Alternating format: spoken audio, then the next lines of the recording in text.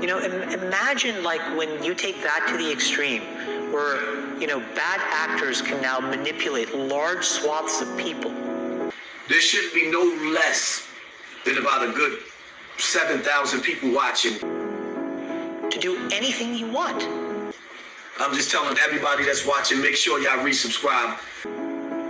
It's a really, really bad state of affairs. And we compound the problem, right? We curate our lives around this perceived sense of perfection because we get rewarded in these short-term signals, hearts, likes, thumbs up, and we conflate that with value and we conflate it with truth. Black people, white people, Chinese, Mexican, Puerto, everybody loves me enough. Every time I go live, I'm getting money in my super chat and y'all niggas is mad. And instead what it really is fake brittle popularity. That's short-term and that leaves you even more, and admit it, vacant and empty before you did it. Because then it forces you into this vicious cycle where you're like, what's the next thing I need to do now? Because I need it back. Don't nobody give a fuck about me or what I'm trying to do. Everybody trying to benefit off of me. And some motherfuckers is tired. Think about that compounded by 2 billion people. And then think about how people react then to the perceptions of others. It's really bad. So we know from the research literature that the more you use social media, the more likely you are to feel lonely or isolated.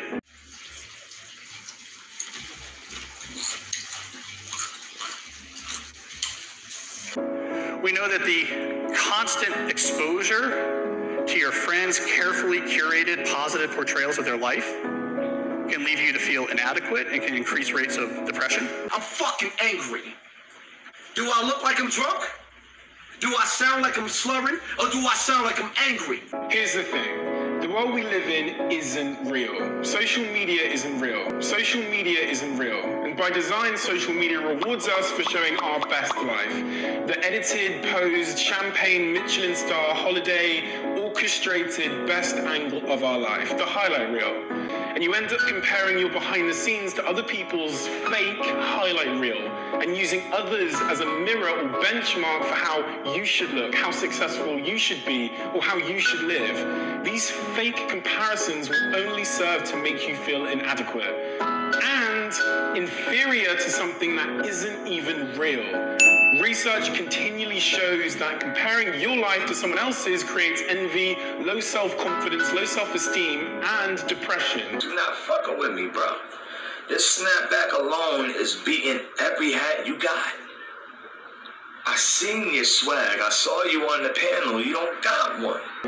You compare yourself to other people every single day, consciously or subconsciously. And no matter what I say, you're not going to stop because comparing one thing to another is a natural human thing to do.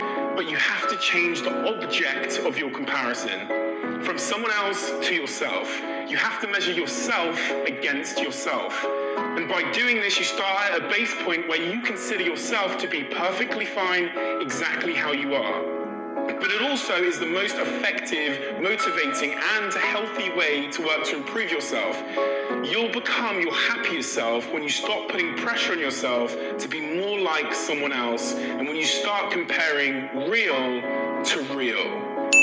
We're in a really bad state of affairs right now, in my opinion. It is eroding the core foundations of how people behave by and between each other. You still gonna have that ugly ass face that you can't get rid of. And I don't have a good solution. You know, my solution is I just don't use these tools anymore. I haven't for years. It's created huge tension with my friends, huge tensions in my social circles. If you look at, like, you know, my Facebook feed, I've posted maybe 2 times in 7 years. 3 times, 5 times. It's less than 10.